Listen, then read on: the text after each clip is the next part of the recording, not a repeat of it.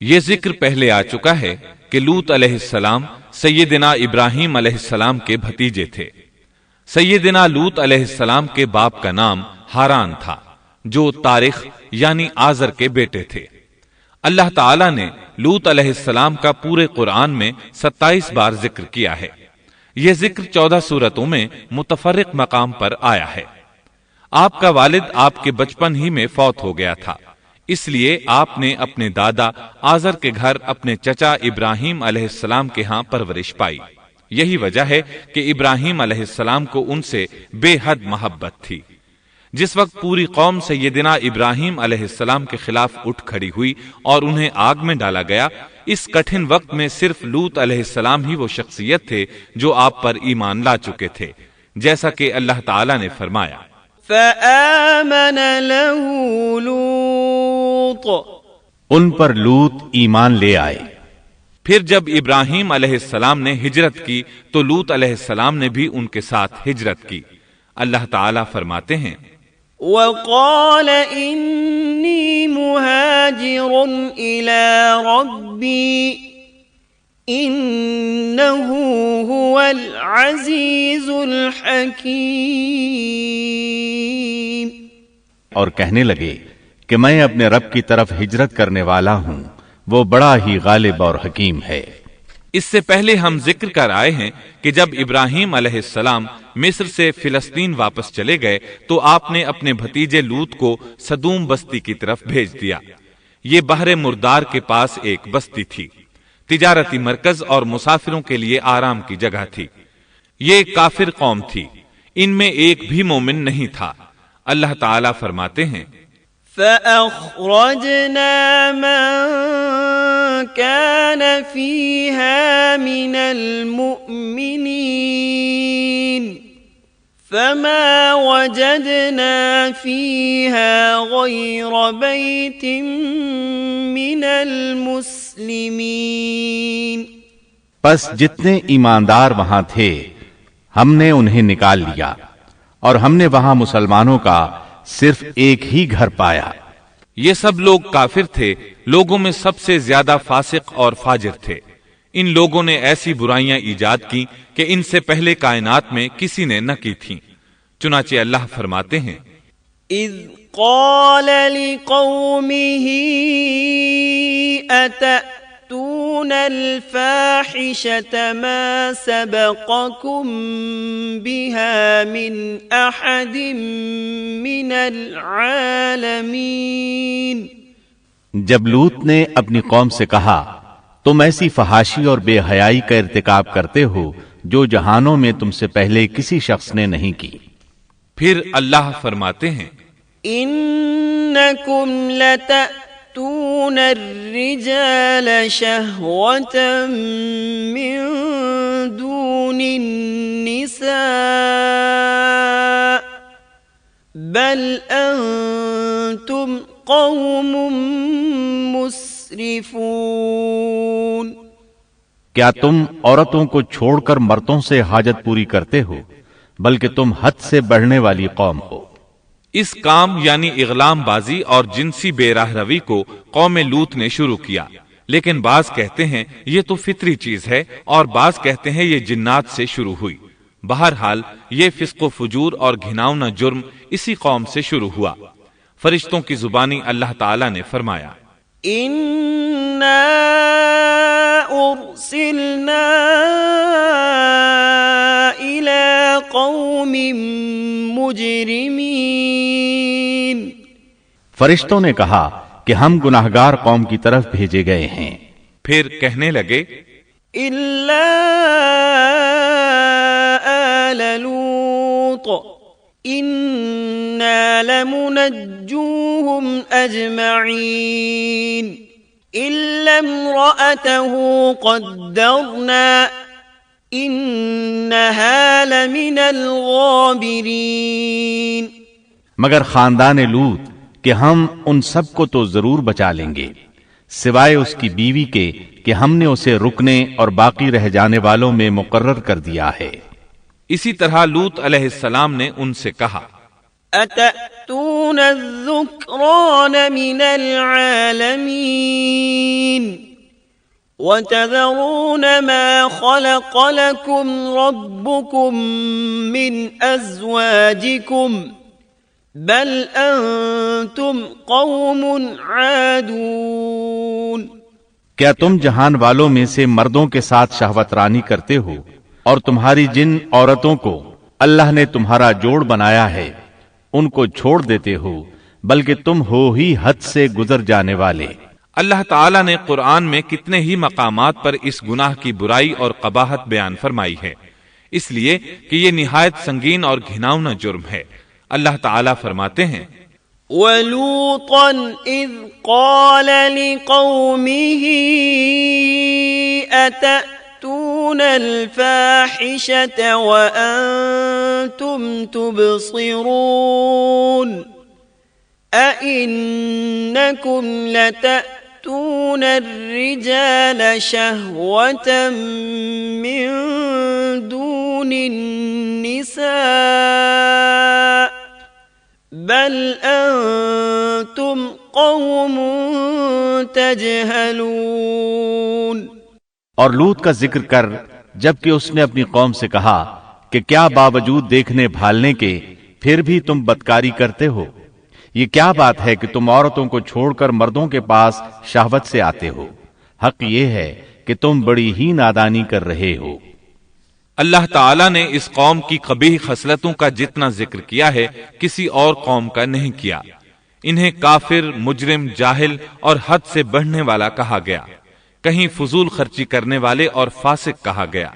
یہ تمام برائیاں ان میں موجود تھیں.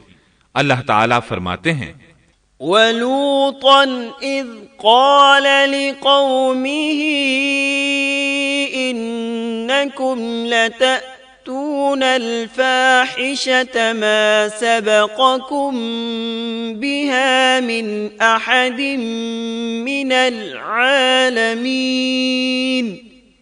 أَإِنَّكُمْ لَتَأْتُونَ الرِّجَالَ وَتَقْطَعُونَ السَّبِيلَ وَتَأْتُونَ فِي نَادِيكُمُ الْمُنكَرَ. اور لوط کو یاد کرو جب انہوں نے اپنی قوم سے کہا تم ایسی فحاشی کرتے ہو کہ تم سے پہلے کسی جہاں والے نے نہیں کی. کیا تم مردوں کے پاس بدفعلی کے لیے آتے ہو اور راستوں میں ڈاکے ڈالتے ہو اور مجالس میں نہایت برے کام کرتے ہو؟ یہ لوگ اس قدر خبیث تھے کہ بھری مجلس میں برے برے کام کرتے تھے. مثلا سب کی موجودگی میں زوردار آواز کے ساتھ ہوا خارج کرتے، پھر اپنی اس حرکت پر ہنستے. غرض یہ کہ برائی کی تمام تر صفات ان میں موجود تھیں. لوط علیہ السلام پھر بھی انہیں سمجھاتے رہے لیکن وہ جھٹلاتے ہی رہے. اللہ تعالیٰ فرماتے ہیں كذبت قوم لوط المرسلين إذ قال لهم أخوهم لوط ألا تتقون إني لكم رسول أمين فاتقوا الله وأطيعون وما أسألكم عليه من أجر إن أجري إلا على رب العالمين. قوم لوط نے پیغمبروں کو جھٹلایا جبکہ ان کے بھائی لوط نے ان سے کہا کہ تم اللہ کا خوف نہیں رکھتے. میں بلا شبہ تمہاری طرف امانت والا پیغمبر ہوں، البتہ اللہ سے ڈرو اور میری اطاعت کرو، اور اس کام پر میں تم سے کوئی اجرت اور مزدوری نہیں چاہتا. میرا اجر تو صرف اور صرف جہانوں کو پالنے والے کے ذمے ہے. انبیاء کا مشن ہی یہ ہوتا ہے کہ تبلیغ کرتے رہیں، لہٰذا لوط علیہ السلام دعوت دیتے رہے. لیکن دعوت کے نتیجے میں قوم کا رد عمل کیا تھا اللہ نے اس کا بھی ذکر کیا ہے. فرمایا فما كان جواب قومه إلا أن قالوا ائتنا بعذاب الله إن كنت من الصادقين. پس اس کی قوم کا جواب یہی ہوتا کہ اللہ کا عذاب لے آ اگر تو سچا ہے۔ اسلام دشمن اور کافر قوموں کا جواب یہی ہوتا ہے۔ قوم عاد اور قوم سمود نے بھی یہی جواب دیا تھا۔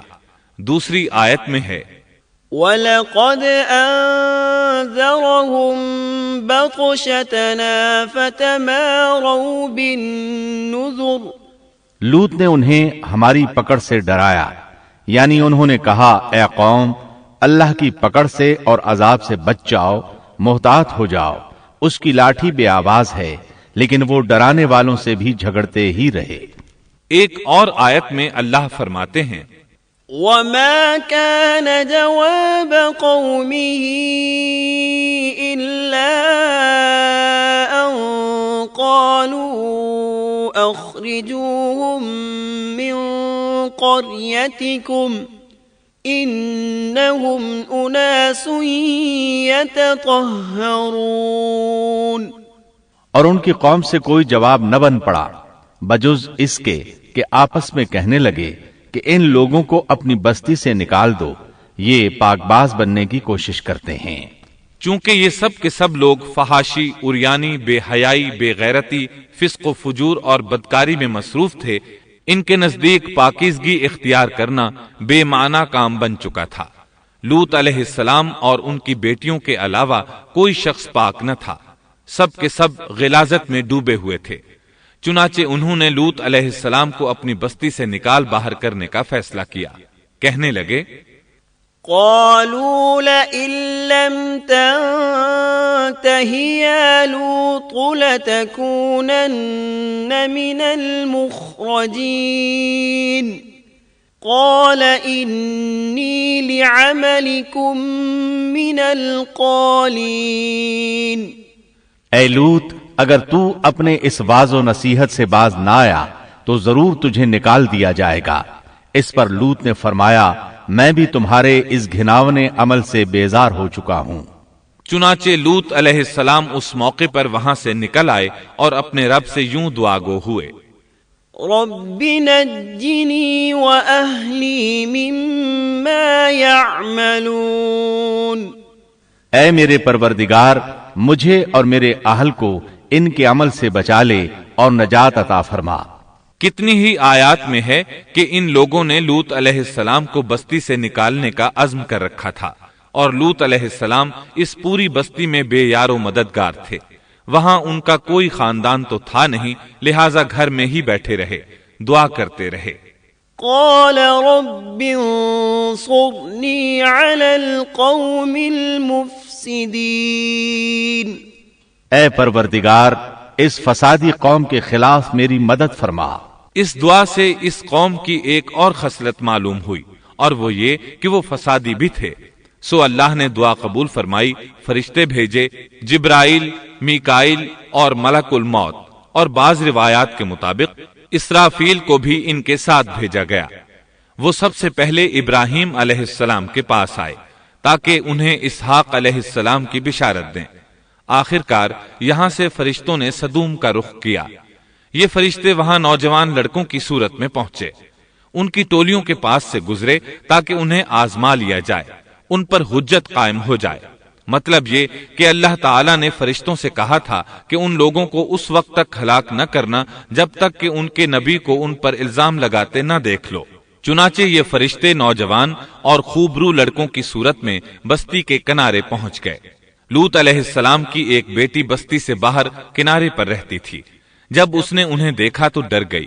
اس نے سوچا ہماری قوم کے لوگوں نے اگر انہیں دیکھ لیا تو ضرور ان سے برائی کر کے رہیں گے، اس لیے وہ اپنے والد لوط علیہ السلام کی طرف دوڑی، ان کے پاس پہنچ کر کہنے لگی میں نے چند نوجوان لڑکوں کو دیکھا ہے اور میں ان کے بارے میں خوف زدہ ہوں۔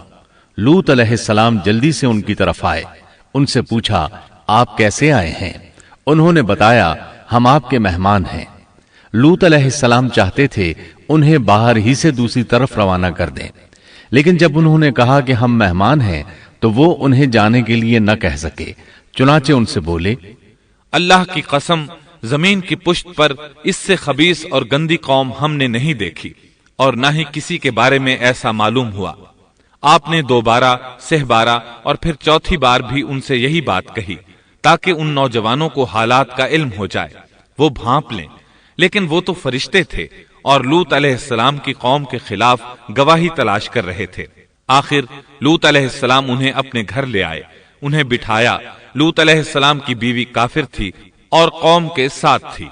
وہ باہر گئی اور اس نے لوگوں کو بتایا کہ اس نے لوط علیہ السلام کے گھر میں ایسے خوبصورت چہروں والے نوجوان دیکھے ہیں کہ زمین پر آج تک ان جیسے کہیں نظر نہیں آئے۔ یہ سنتے ہی وہ سب لوط علیہ السلام کے گھر کی طرف لپکے۔